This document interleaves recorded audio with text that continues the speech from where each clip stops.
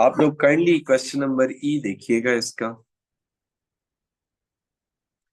Exercise में mention कर देता हूं कि we are doing basically exercise 6.4 E part. 2 से लेकर 3 तक 12 into x square minus 4 whole raise to the power 5 dot x into d x. अगर आप इस क्वेश्चन को अंडरस्टैंड करें तो आपको साफ साफ नजर आ जाएगा कि 12 आ जाएगा बाहर एंड 2 से लेकर 5 तक x square minus 4 sir 3 whole. है ऊपर। किधर 3 है? सर 5 यहाँ पे आपने लिखा है। अच्छा अच्छा, लिमिट्स लिमिट्स की है। पेज में लिमिट्स पुट भी नहीं कर रहा था, लेकिन चलिए, thanks for the correction. X D x. अच्छा बच्चों, आपने फोकस इस चीज पे करना है ना कि हमारे पास ये फंक्शन है, इसका इसके ऊपर पावर है, तो हम इसका डेरिवेटिव ना यहाँ सामने बनाना चाह रहे हैं, इसका डेरिवेटिव।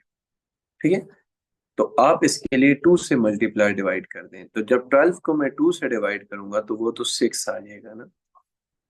अब जरा 2 से अंदर मल्टीप्लाई कर दें तो वो आ जाएगा 2 से लेकर 3 तक x square minus 4 whole raise to the power 5 और वहां आ जाएगा 2x। अब मुझे बताइएगा, क्या फंक्शन के ऊपर पावर है? यस। क्या फंक्शन का डेरिवेटिव सामने मौजूद है? यस। तो अब इस पे आप पावर रूल लगा दें। सो पावर रूल के मुताबिक हमें इस फंक्शन की पावर में एक ऐड करना होता है और उसी नंबर से डिवाइड कर देते हैं। ठीक है बच्चों, और साथ ना हमने बार लगा के लिमिट्स लगानी होती है, lower limit and upper limit. अब 6 से कट जाएगा। अब जरा आप x की जगह पे 3 पुट करें तो ये हो जाएगा 9 minus 4 whole raise to the power 6 minus 4 minus 4 whole raise to the power 6। तो फाइनली आपका आ जाएगा 5 रेज टू द पावर 6। ये बच्चों, आप लोगों को बात क्लियर हो रही है? Is your final yes sir. Answer? Yes sir. Very easy question था ये जो मैंने आपके सामने किया। नेक्स्ट करते हैं हम क्वेश्चन।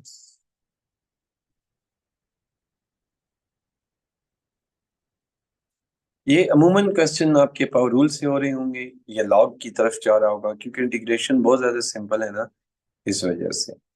तो हम इनमें बस यही वाली टेक्निक्स यूज करें, बार बार एक ही जैसे। अब जब बच्चों देखिएगा, क्वेश्चन नंबर मैं आपको कराने जा रहा हूँ एफ। देखें, तो वो है -1 से लेकर 1 तक। क्वेश्चन को यहीं से रीअरेंज कर देता हूँ। रीअरेंज यूँ होगा कि e की power -x plus e raise to the power x whole raise to the power -2, फिर e raise to the power -x minus e raise to the power x into d of x। अब जरा देखिएगा, ये वाला again इस function को देखें, ये पूरे का पूरा फंक्शन है। लेट मी मेंशन ना, ये पूरे का पूरा फंक्शन है। इसका यहाँ डेरिवेटिव मौजूद हमें करना है यहाँ। अब e की पावर -x का डेरिवेटिव बच्चों क्या होता है? वो तो होता है e की पावर -x इंटू -1। यानी यहाँ होना चाहिए था e की पावर -x इंटू -1। हमें नजर आ रहा है -1 मौजूद नहीं है, और ये e की पावर x है ना, इसका डेरिवेटिव e की पावर x होना चाहिए था। ये वाला माइनस आता है, एक्स्ट्रा आ रहा है। तो अगर मैं माइनस से इस क्वेश्चन को मल्टीप्लाई कर दूं बाहर, तो देखिएगा, ये मैंने मल्टीप्लाई कर दिया बाहर, और बच्चों माइनस से ही मल्टीप्लाई कर दिया अंदर।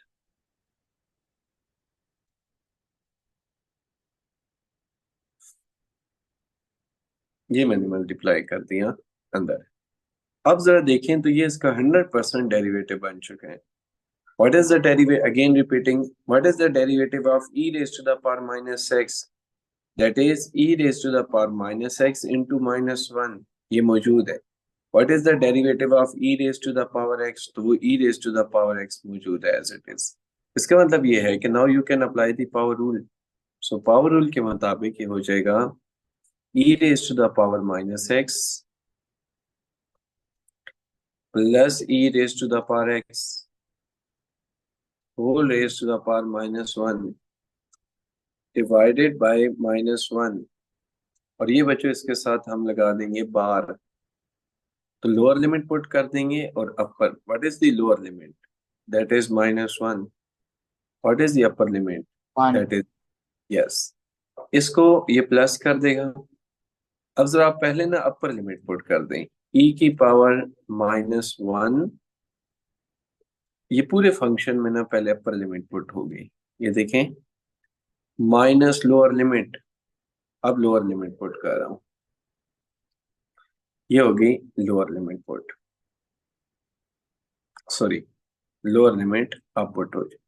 यू कैन सी के ये दोनों वैल्यूज सेम है विद नेगेटिव साइन, तो इसका मतलब ये है ये पूरी की पूरी वैल्यू इससे ना कैंसल आउट हो जाएगी।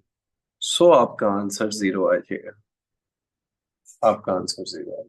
ये बात आपको क्लियर हो रही है बच्चों? Yes sir. Yes sir. Yes sir. सही, ये final answer, upper limit minus lower limit is the final answer. Next page पे जाता हूं मैं, आपको एक क्वेश्चन जी करा देता हूँ, एच नहीं कराऊंगा, क्योंकि पता है सीकेंड स्क्वायर थीटा की इंटीग्रेशन क्या होती है बच्चों, टेन थीटा, वो तब नहीं करा रहा। जरा पार्ट नंबर जी देख लें, वो है पाई बाय टू से लेकर पाई तक, फिर है cos pi by to minus x, sorry plus x, sorry x by two plus x plus pi. अच्छा बच्चों, हम इसकी ना इंटीग्रेशन करना चाहते हैं, कोई बच्चा मुझे कॉस की इंटीग्रेशन बताना चाहेगा? Any one of you? Sine. हाँ, कॉस इंटीग्रेशन होती है साइन, ये हो जाएगा sine x by two plus pi. अच्छा, अब ना आपको डिवाइड करना होता है एंगल के डेरिवेटिव से। कोई बच्चा मुझे एक्स बाय टू का डेरिवेटिव बताना चाहेगा क्या होता है? 1/2। हाँ, वन बाय टू, ग्रेट, बाकी लोग भी बता सकते हैं। और पाई का डेरिवेटिव क्या होता है? जीरो, तो आपको वन बाय टू से डिवाइड करना होगा। And what are the limits, let me mention the limits. So the limits are pi by two, से पाई। यस। जी बच्चों, बात आप लोगों को क्लियर हो रही है? Now you can put the limits ना। सो ये हो जाएगा टू साइन, पहले पुट हो जाएगी upper limit which is pi, तो two sine pi by two plus pi. कोई बच्चा जरा जल्दी से साइन 270 चेक कर ले कैलकुलेटर पे, और minus two sine pi by four, pi by four हो जाएगा ना ये, जब यहाँ pi by two, pi by four plus pi. जी, चेक कर दे बच्चों क्या आ रही है? सर साइन 270 -1 आ रहा है। माइनस वन, सो ये हो जाएगा minus two, so minus two. और फाइव पाई बाय फोर जरा देखें कितना होता है?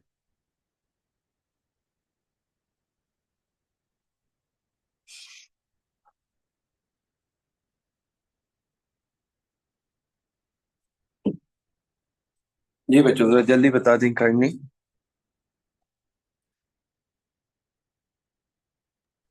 3.92। हाँ हाँ, नहीं, एक minute, five into 180 divided by two, 90, 95 time 45, हाँ साइन 450 चेक करें कितना। सर ये गलत है, ये आप 225 से करेंगे, ये पाई/4 है, पाई/2 नहीं है। नहीं, एलसीएम लेने के बाद, हाँ 5/4, ठीक है, ग्रेट। सर सो इसका यहाँ आंसर है -√2/2। नेगेटिव अंडर रूट 2/2, ठीक, नेगेटिव अंडर रूट 2/2। तो फाइनल आंसर बहरहाल आ जाएगा, let me write, -4 plus 2 under root 2 divided by 2। समझ आ रही है बात आप लोगों को? फाइनल आंसर ये आ जाएगा। Yes sir. सही। So these are the question जो क्वेश्चन नंबर 1 से थे, जो सीधे सीधे क्वेश्चंस हैं कि उसके अंदर हमने कोई एज इट इज बात नहीं करनी, जस्ट उसको इंटीग्रेट करना है।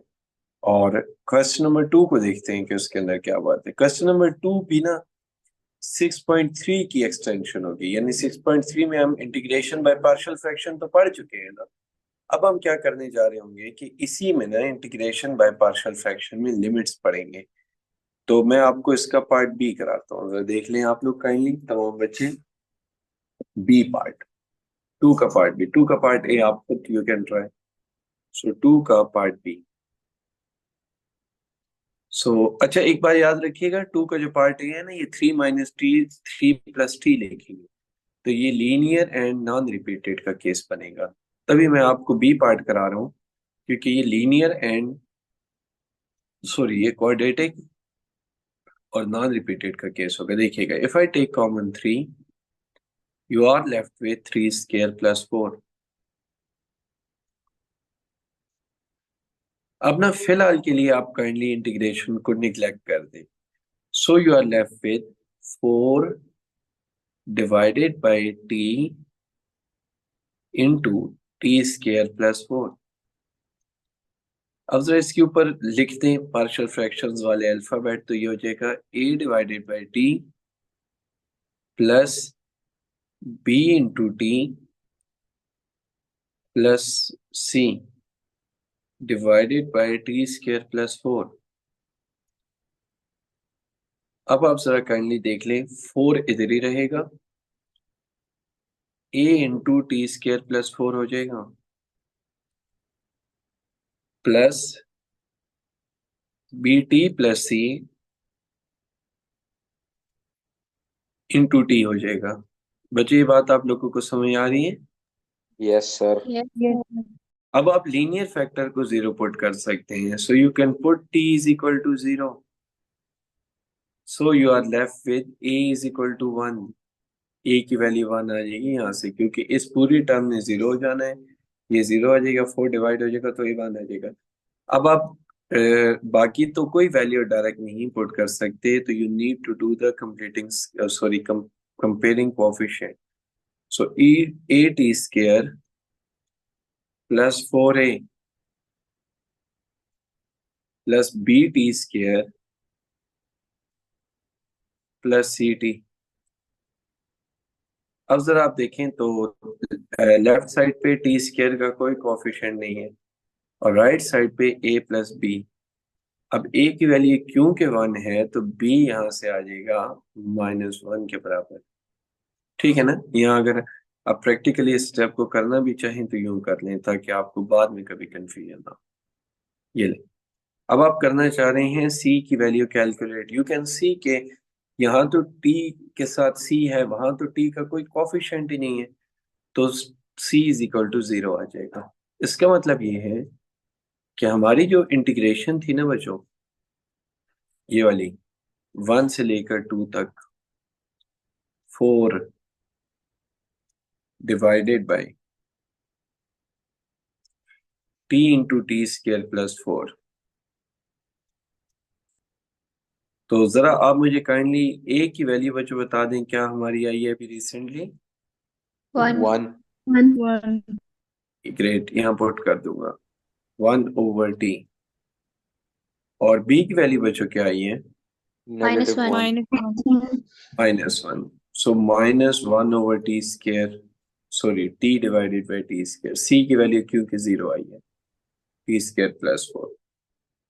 अब हमने इसकी इंटीग्रेशन करनी है। कोई बच्चा मुझे 1/t की इंटीग्रेशन बता सकता है? log of t। हाँ ग्रेट, जबरदस्त।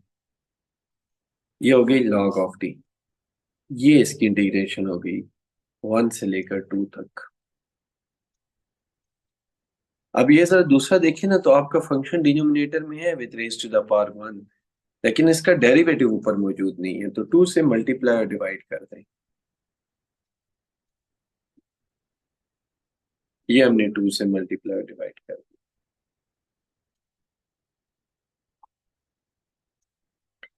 जी बच्चों, आप बता दें, ये जो डिनोमिनेटर में फंक्शन है, क्या इसकी पावर 1 है?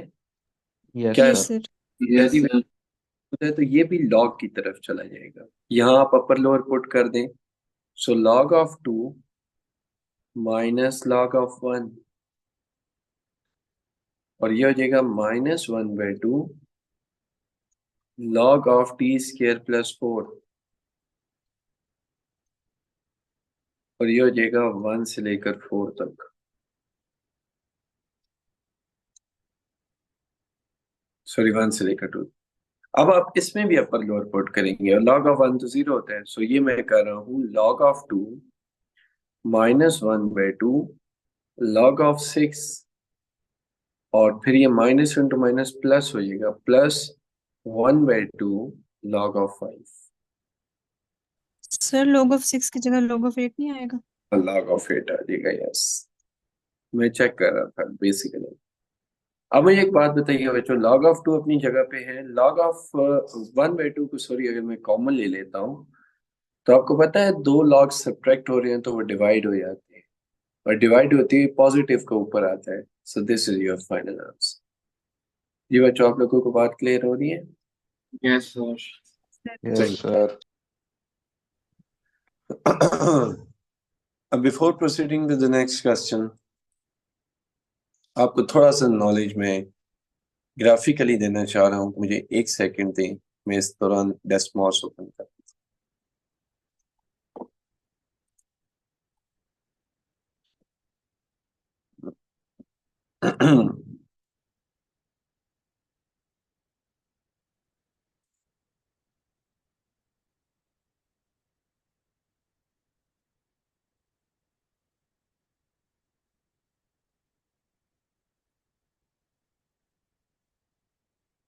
जी बच्चों, जरा इधर देखिएगा काइंडली। बेसिक आपको एक बात स्टेटमेंट में पुट करता हूँ, फिर उस स्टेटमेंट को ना यहाँ ग्राफिकली आके समझाता हूँ। तो स्टेटमेंट देखिएगा। स्टेटमेंट ये है, बड़ी इंपॉर्टेंट स्टेटमेंट है बच्चों, कि definite integral is basically area under the curve. जी बच्चों, जरा फरवा इसको रिपीट करें, क्या स्टेटमेंट है? Definite integral is basically area under the curve. जईमा, क्या स्टेटमेंट है ये? Definite integral सर आपने कहा हाँ, तो पहले देखना था ना, इसी वजह से हटाई है। जी, definite integral is, area under the curve. हाँ, area under the curve. Great बच्चों, ये आपके सामने ना मैं ग्राफ ड्रॉ कर रहा हूँ x³ का, ठीक है, एक स्पेसिफिक इंटरवल में। Let me show you finally. ये ग्राफ है आपके सामने, you can see the graph ना।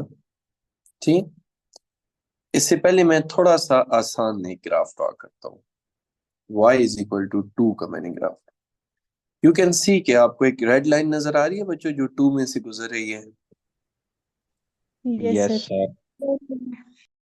अच्छा, मेरा आपसे क्वेश्चन है, तमाम बच्चे मुझे बताएंगे कि ये जो y इज इक्वल टू 2 का ग्राफ है, जो यूं जा रहा है स्ट्रेट लाइन, अगर मैं इस ग्राफ को यहां से बंद कर दूं 3 से, यहां से, तो कोई बच्चा मुझे ये बता देगा कि ये वाली कौन सी शेप बन जाएगी? Late me mention the shape ना। जी बच्चों, ये वाली। Rectangle. Rectangle. Yes, exactly, this is the rectangle. You can see ना। मैं काम करता हूँ कि इसको आपको मेंशन करके देता हूँ विद द डिफरेंट कलर, ताकि आपको पता लगे कि मैं किस डायग्राम की बात कर रहा हूँ। Let me choose the different colour. इधर देखें, यहां से लेकर यहां तक, यहां से लेकर ऊपर की तरफ, फिर यहां से लेकर यहां तक, एंड देन यहां से लेकर यहां तक। This is the rectangle. कोई बच्चा मुझे ये बता सकता है कि इस रेक्टेंगल की विड्थ कितनी है बच्चों? एनी? 2। टू। हाँ, कि इसकी विड्थ 2 है ना, ये देखिए, यू कैन सी कि इसकी विड्थ 2 है। और कोई बच्चे ये बता सकते हैं कि इसकी लेंथ कितनी है? 3। हाँ, अगर मैं आपसे पूछूं कि आप मुझे इसका एरिया बता दें, तो आप कहेंगे कि सर जो रेक्टेंगल होती है उसका एरिया होता है लेंथ इंटू विड्थ। तो इसकी क्योंकि लेंथ 3 है, क्योंकि इसकी विड्थ 2 है, तो इस रेक्टेंगल का एरिया 6 आ जाएगा। ये बात आप लोगों को बच्चों क्लियर हो रही है? Yes yes sir. सर। सही। यू कैन सी अभी तक तो मैंने इंटीग्रेशन ही नहीं यूज की। सेम एरिया ना मैं आपको इंटीग्रेशन से कैलकुलेट करके दूंगा, देखिएगा कैसे होगा। आप मुझे ये बताएं कि हमारा फंक्शन क्या है। हमारा फंक्शन है y is equal to 2 is our function ना। अच्छा, मुझे ये बता सकते हैं कि हमारी लिमिट शुरू तो 0 से हो रही है, हमारी लिमिट जा कहाँ तक रही है बच्चों? 3। थ्री। ठीक है, आप इसका मतलब ये हुआ कि 2 को इंटीग्रेट कर दें 0 से लेकर 3 तक। अब आप जरा 2 को ले आए बाहर,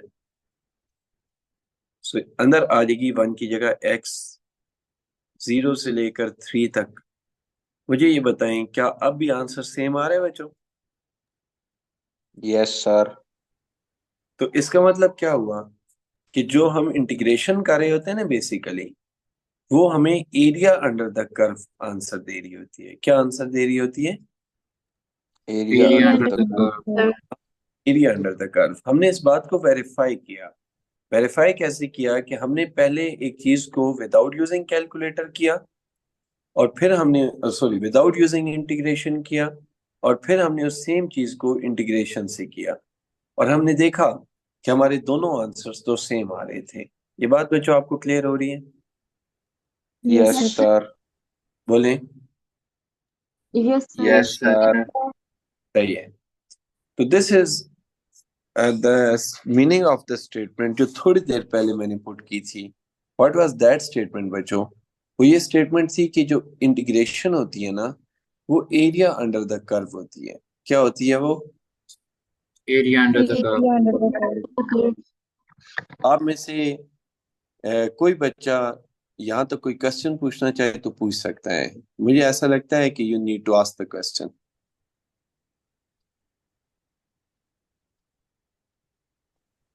सर सर हम यहाँ लिमिट कर्व 0 से नहीं 2 है, तक नहीं इस पुट कर ग्राफ में सकते? कर्व नहीं है, तो आपने वो कैसे अज्यूम किया? क्या नहीं है? सर इस फंक्शन में कोई कर्व आती ही नहीं, वो तो स्ट्रेट लाइन है, तो ये डेफिनेशन के अलावा ना हुई। नहीं, मैं आपका ना क्वेश्चन नहीं समझ पाया। सर आपने बोला कि ये जो आप इंटीग्रेशन कर रहे हैं वो एरिया अंडर कर्व है, तो सर हाँ, यहाँ कर्व ही नहीं है, मैं ये बोल रहा हूँ कि यहाँ कर्व ही नहीं है। ये गुड क्वेश्चन हो सकता है। बेसिकली जो हमारा होता है ना कर्व, कर्व स्ट्रेट लाइन भी हम कर्व भी कह सकते हैं। इट्स ओके, सही, वो होती है स्ट्रेट लाइन, हम उसको कर्व कह सकते हैं। जी बच्चों, और क्वेश्चन एनीवन? सर हम लिमिट 0 से 2 तक नहीं पुट कर सकते? कर सकते हैं, फिर वो रेक्टेंगल की बजाय स्क्वायर बनेगी, यहां तक एरिया आ जाएगा। और क्वेश्चन कोई? ज़ईमा, फरवा, मुइज? सर फरवा।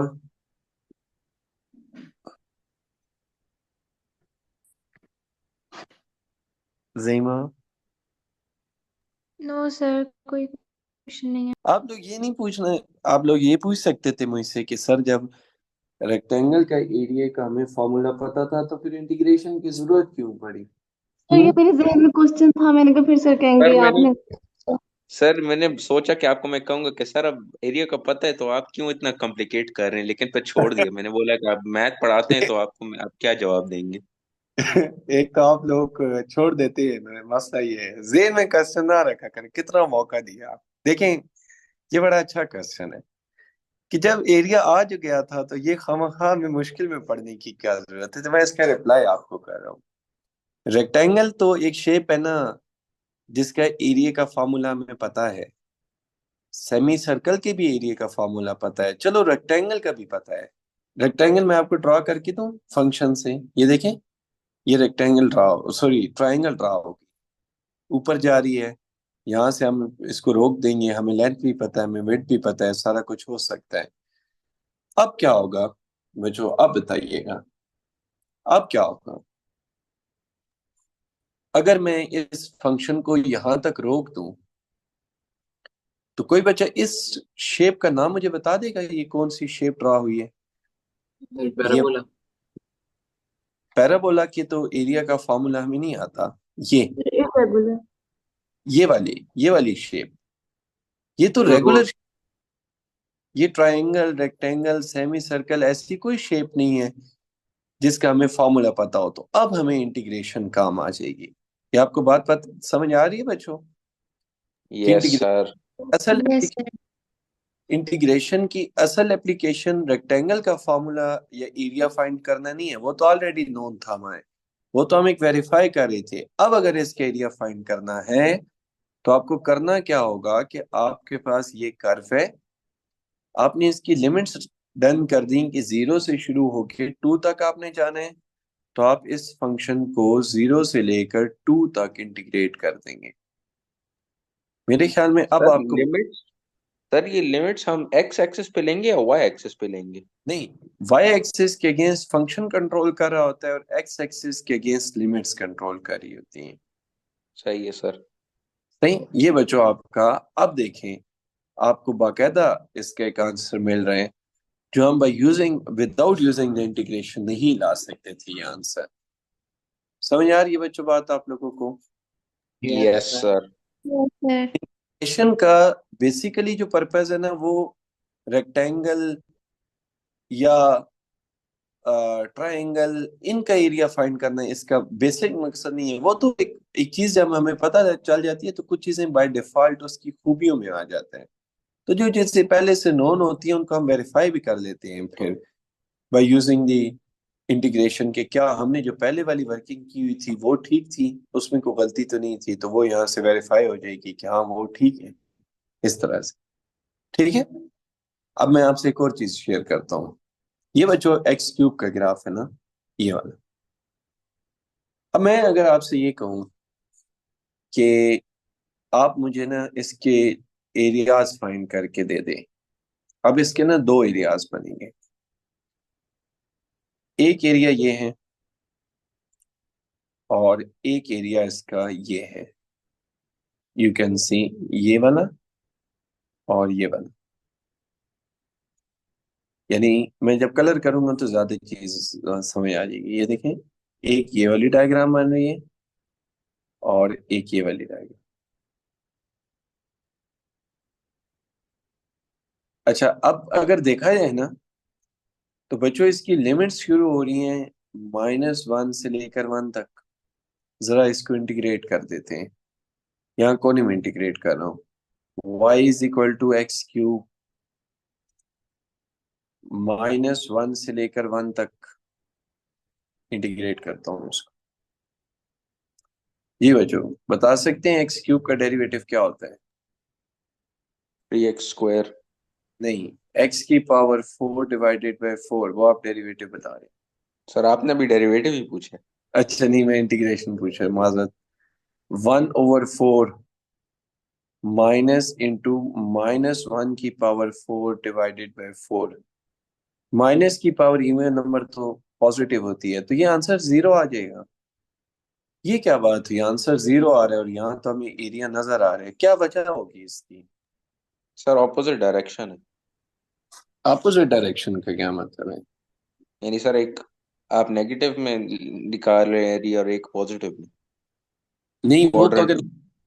नहीं नहीं, वो तो अगर मैं y=x² का निकालू ना तो ये 0 नहीं आएगा। यू कैन चेक, बेशक करना चाहें तो। आप सर एक अगर, और सवाल ये था कि आपने इनको अलग अलग क्यों नहीं किया? आपने तो पूरा जो लिमिट ली है, अगर आप उसको छोटा कर दें, यानी अगर जो पहले ऊपर वाला फिगर है उसका अगर हम 0 1 वो रख दें लिमिट, मैं चाह और रहा फिर था, नीचे वाले को इस तरह करें, फिर वो जब कैसे आप, होगा? हाँ वही बताने लगा था, बच्चों जब भी आपकी कर्व दो पोर्शन में आ जाए, जब भी आपकी कर्व दो पोर्शन में आ जाए, एक अबव द एक्स एक्सिस आ जाए और एक अंडर द एक्स एक्सिस आ जाए, तो आपके दो एरिया सेपरेटली कैलकुलेट होते हैं, कलेक्टिवली नहीं होते। Let me show you. देखें इसके दो पोर्शन है। एक पोर्शन शुरू हो रहा है 0 से लेकर 1 तक, ये वाला एरिया, ये वाला एरिया है above the x axis, above. अब जरा इसको देखें ना, तो इसको मैं लिख रहा हूं A1, 0 से लेकर 1 तक x³ dx, x की पावर 4 डिवाइडेड बाय 4, 0 से लेकर 1 तक। ये हो जाएगा 1/4 माइनस 0/4 इज इक्वल टू 1/4। ये एक एरिया आ चुका है अबव द एक्स एक्सिस। अब दूसरा पोर्शन देख लें, वो ये वाला पोर्शन होगा अंडर द एक्स एक्सिस। ये वाला कौन सा होगा बच्चों? पहले वो मैंने एरिया माजरत चाहूंगा गलत ड्रा किया था, ये वाला एरिया होता है, ठीक है। एक्स एक्सिस साथ वाई एक्स साथ कनेक्ट नहीं करना आप। मुझे बताइएगा A2 मैं कर रहा हूं बच्चों -1 से लेकर 0 तक x³ dx। तो आप देखें तो ये हो जाएगा x की पावर 4 डिवाइडेड बाय 4, -1 से लेकर 0 तक। तो ये हो जाएगा 0/4 एंड माइनस इंटू -1 की power 4 divided by 4। When you will calculate, it would be -1/4। हम ये कहेंगे कि area can not be negative, क्योंकि एरिया नेगेटिव नहीं हो सकता, तो ये -1/4 की जगह 1/4 हम कंसीडर करेंगे, ठीक है। अब जब मैं टोटल एरिया कैलकुलेट करने लगूंगा तो हम कर देंगे A1 plus A2, so 1/4 plus 1/4, so the final answer is 1/2। अब एरिया आपका 0 नहीं आया। आपको रीजन बच्चों समझ आ रही है? Yes sir. यस तो सर। करें इस बात को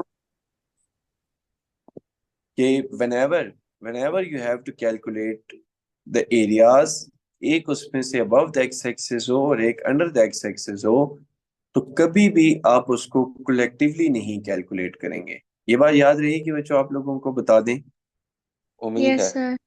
इंशाल्लाह यस सर। कि आपने उनको कलेक्टिवली नहीं करना कैलकुलेट। आप उसके लिए क्या करेंगे कि पहले करेंगे area calculate above the x axis वाला, फिर करेंगे अंडर द एक्स एक्सिस वाला।